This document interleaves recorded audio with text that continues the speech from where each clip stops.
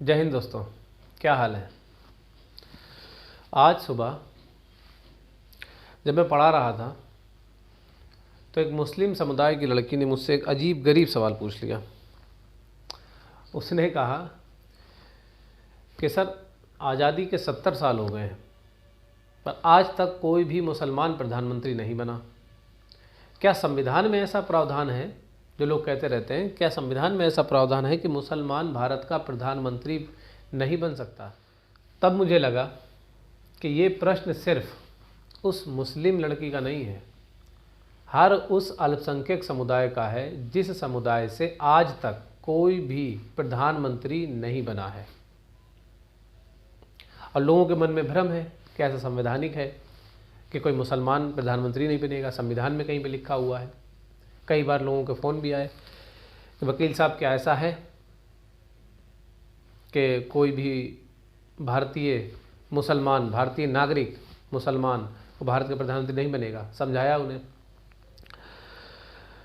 तो आज हमने सोचा कि चलो इसको, जो इस भ्रम को, जो किसी भी समुदाय का हो, अल्पसंख्यक समुदाय का खासकर, उसके दिमाग में है कि भारत का प्रधानमंत्री मुसलमान नहीं बनेगा या उस समुदाय का नहीं, जिनका नहीं बना है उनका नहीं बन सकता।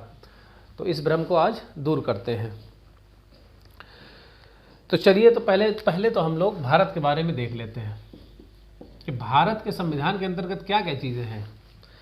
तो वो चीज़ें पहले तो हम लोग जान लेंगे कि भारत जो है हमारा, वो है गणतंत्र। एक पॉइंट आप ध्यान रखेंगे, गणतंत्र दिवस, ठीक।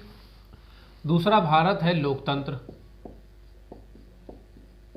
और तीसरे, भारत में है पंथ निरपेक्षता। पंथ निरपेक्ष, ये भारतीय संविधान की जो प्रस्तावना है उसमें ये सब चीज़ें मेंशन की गई हैं कि भारत कैसा होगा। तो भारत होगा गणतंत्र, भारत होगा लोकतंत्र, भारत होगा पंथ निरपेक्ष। इन बातों को समझ लेते हैं सबसे पहले, उसके बाद में सारी डिटेल आपको समझ में आ जाएगी। कि गणतंत्र का मतलब होगा कि इसका जो भारत का जो प्रमुख सबसे उच्च पद होगा, यानी कि राष्ट्रपति, जो भारत का प्रमुख होगा राष्ट्रपति, वो किसी भी जाति धर्म का नहीं होगा। मतलब किसी भी एक पर्टिकुलर जाति या धर्म का नहीं होगा। कोई भी जाति हो, कोई भी धर्म हो, कोई भी लिंग हो, किसी भी समुदाय का हो, किसी भी कलर का हो, वो व्यक्ति राष्ट्रपति के पद पर पहुंच सकता है। आपने देखा है, हिंदू बने हैं, मुसलमान बने हैं, सिख बने हैं, बन गए राष्ट्रपति। किसी भी जाति का हो, किसी भी धर्म का हो, किसी भी लिंग का हो।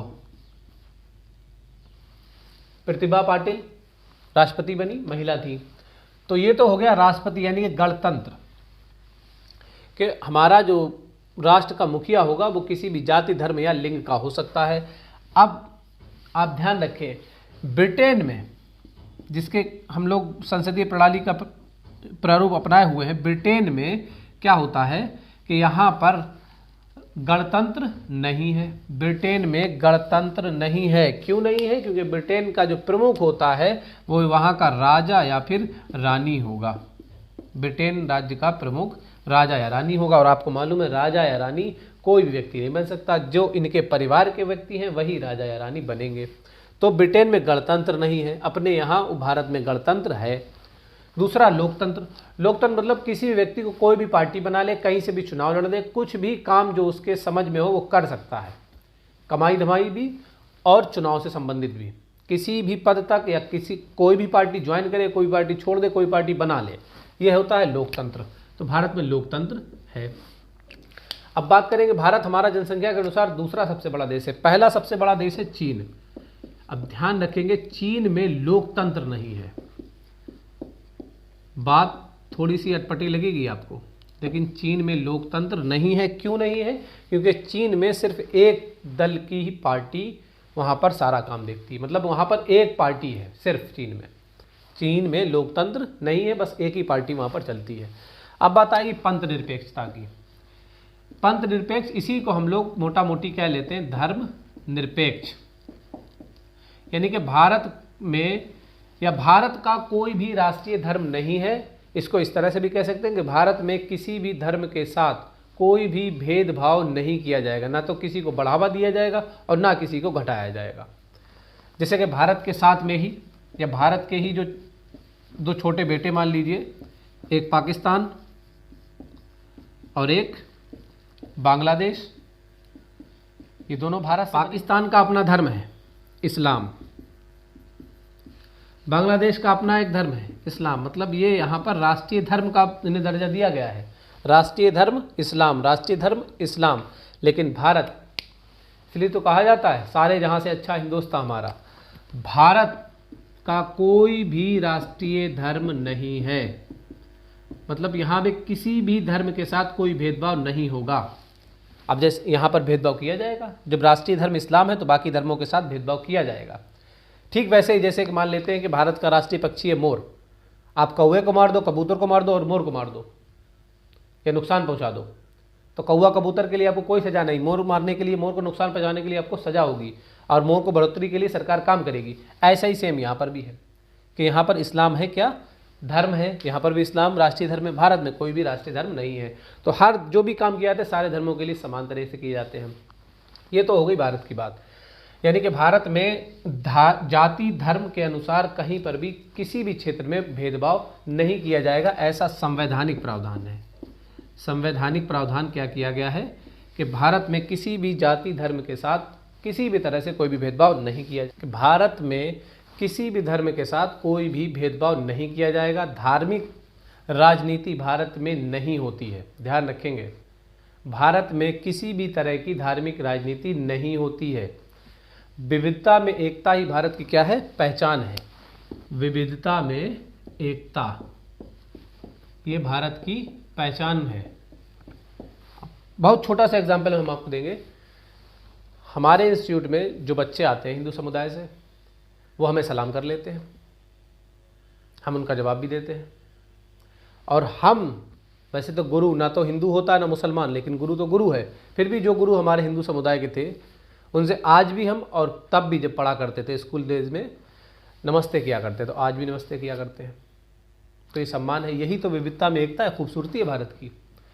अब प्रश्न ये आएगा कि भारत का प्रधानमंत्री अभी तक कोई मुसलमान क्यों नहीं बना है। तो सबसे पहले तो योग्यता देख लेंगे प्रधानमंत्री भाई संविधान क्या कह रहा है। हर बात यहाँ पर संविधान से चलेगी, तो संवैधानिक प्रावधान क्या है, संवैधानिक प्रावधान क्या है। आपको हमने प्रधानमंत्री का वीडियो बना के दिया था, उसमें भी ये सब चीज़ें दी गई थी। इसमें फिर से बता देते हैं कि वो व्यक्ति 25 वर्ष का हो, कम से कम नागरिक हो भारत का, सरकारी पद ना हो उसके पास, दिवालिया या पागल ना हो, ये हैं कुछ इसकी योग्यताएं प्रधानमंत्री बनने की। और कोई भी व्यक्ति अगर किसी भी सदन का सदस्य नहीं है, लोकसभा का भी सदस्य नहीं है, राज्यसभा का भी सदस्य नहीं है, फिर भी वो प्रधानमंत्री बन सकता है, हमने आपको बताया। लेकिन 6 माह के भीतर उसे किसी न किसी सदन की सदस्यता लेनी पड़ेगी। इसका एग्जाम्पल भी है HD देवेगौड़ा, जब प्रधानमंत्री बने थे तो किसी भी सदन के सदस्य नहीं थे, लेकिन प्रधानमंत्री बनने के बाद राज्यसभा के सदस्य बन गए थे, प्रधानमंत्री बने रहे। इसमें कहीं पर भी धर्म नहीं आया है, न जाति आई है, न लिंग आया है कि इस जाति का होगा, इस धर्म का होना चाहिए, इस लिंग का होना चाहिए, इस कलर का होना चाहिए, इतना लंबा होना चाहिए, इतना छोटा होना चाहिए, इतना मोटा होना चाहिए। कुछ भी नहीं है, बस यही चीज़ें हैं जो कि किसी व्यक्ति को प्रधानमंत्री बनने के लिए आवश्यक है। आज़ादी के 70 साल हो गए, लगभग कितने साल हो गए हैं, 70 वर्ष हो गए हैं आज़ादी के। राष्ट्रपति, उपराष्ट्रपति, मुख्य न्यायाधीश सुप्रीम कोर्ट के,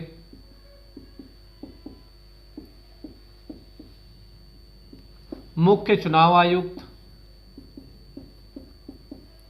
राज्यपाल और मुख्यमंत्री, ये सब मुसलमान बन चुके हैं। लेकिन क्या वजह है या क्या बात है कि आज तक कोई भी व्यक्ति प्रधानमंत्री नहीं बन पाया। तो क्या वजह है कि आज तक कोई भी व्यक्ति मुसलमान प्रधानमंत्री नहीं बन पाया। तो उसकी कुछ मुख्य वजह है। जैसे पहला पॉइंट कि भारत में 80% से अधिक आबादी किनकी है, हिंदू धर्म के लोगों की है। तो जिस प्रकार से मुस्लिम चाहते हैं कि मुसलमान प्रधानमंत्री बने, सेम उसी प्रकार से हिंदू भी चाहेंगे कि हिंदू प्रधानमंत्री बने। दूसरी बात, मुस्लिम समुदाय से आज तक कोई भी ऐसा नेता नहीं आया है, आज तक कोई ऐसा नेता नहीं आया है जिसे कि सारे धर्म विशेष या सारे समाज या ज़्यादातर समाज के लोगों का समर्थन प्राप्त हो, ज़्यादातर समाज के लोगों का समर्थन प्राप्त हो। जो भी मुस्लिम समुदाय से नेता आते हैं वो अपने ही समुदाय के नेता बने रह जाते हैं। ये आज की डेट में भी है, ये शुरू से चला आ रहा है कि जो भी मुस्लिम समुदाय से नेता बनता है वो अपने ही समुदाय का नेता बना रहता है। वो उसके अंदर या तो उसकी मजबूरी समझ लीजिए या इच्छा शक्ति की कमी समझ लीजिए, वो सबको एक साथ में जोड़ नहीं पाता है।